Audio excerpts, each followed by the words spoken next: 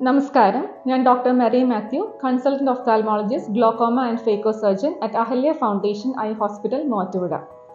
ഇന്ന് ഏപ്രിൽ 7-ാം തീയതി നാം ലോക ആരോഗ്യ ദിനമായി ആചരിക്കുന്നു. ഈ വർഷത്തെ സന്ദേശം ആരോഗ്യം എല്ലാവർക്കും എവിടെയും എന്നതാണ്. നമുക്കറിയാവുന്നതുപോലെ കണ്ണ് നമ്മുടെ ശരീരത്തിന്റെ പ്രധാനപ്പെട്ട ഒരു അവയവം തന്നെയാണ്. എങ്കിലും ജനസംഖ്യയുടെ ഒരു വലിയ ശതമാനം ആൾക്കാരും വ്യക്തമായ കാഴ്ചയില്ലാതെ കഴിയുന്നു. ഇത് നല്ല രീതിയിലൂടെ ചികിത്സകൾ ലഭിച്ചാൽ നിയന്ത്രിക്കാവുന്നതാണ്. 1. പതിവായി നേത്ര പരിശോധന നടത്തുക. പ്രത്യേകിച്ച് പ്രമേഹ രോഗികൾ, BP ഉള്ളവർ, മുതിർന്നവർ ഇവരെല്ലാം പതിവായ നേത്ര പരിശോധന നടത്തേണ്ടതാണ്. 2. ആരോഗ്യകരമായ ജീവിതം. നല്ല ഭക്ഷണം, വ്യായാമം, പുകവലിക്കാതിരിക്കുക ഇവയെല്ലാം കണ്ണിന്റെ ആരോഗ്യത്തെ നിയന്ത്രിക്കാൻ ഉതകുന്നതാണ്. 3. സംരക്ഷണം.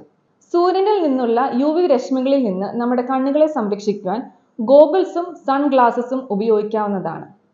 ചില പ്രധാനപ്പെട്ട നേത്രരോഗങ്ങളെക്കുറിച്ചും അതിന് പ്രതിരോധ മാർഗങ്ങളെക്കുറിച്ചും നമുക്ക് ചിന്തിക്കാം. ആദ്യമായി refractive error. Myopia, astigmatism, hypermetropia എന്നീ ദൃശ്യദോഷങ്ങൾ യുവതലമുറയിൽ കൂടുതലായി കണ്ടുവരുന്നു. 20-20-20 റൂൾ നിങ്ങൾ പാലിക്കുക. അതായത് എല്ലാ 20 മിനിറ്റ് കൂടുമ്പോഴും 20 അടി ദൂരമുള്ള ഒരു വസ്തുവിനെ 20 സെക്കൻഡ് നോക്കി നിൽക്കുക. 2. കാട്രാക്ട്. കണ്ണിന്റെ ലെൻസിൽ വരുന്ന മങ്ങലിനെയാണ് കാട്രാക്ട് എന്ന് പറയുന്നത്. വളരെ എളുപ്പത്തിൽ ചെയ്യാവുന്ന ശസ്ത്രക്രിയയിലൂടെ ആ അന്ധത നമുക്ക് പൂർണ്ണമായി മാറ്റാൻ സാധിക്കും. 3. ഗ്ലോക്കോമ. നേത്രസമ്മർദ്ദം മൂലം ഉണ്ടാകുന്ന രോഗത്തെയാണ് ഗ്ലോക്കോമ എന്ന് പറയുന്നത്. ചികിത്സയിലൂടെ നമുക്ക് ഗ്ലോക്കോമയുടെ അന്ധതയെ മാറ്റാൻ കഴിയുന്നതാണ്.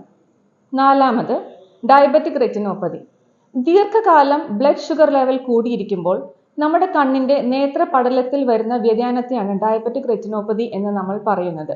ആരംഭത്തിൽ ലക്ഷണരഹിതമായതിനാൽ പ്രമേഹ രോഗികൾ പ്രതിവർഷം നേത്ര പരിശോധന നടത്തേണ്ടതാണ്.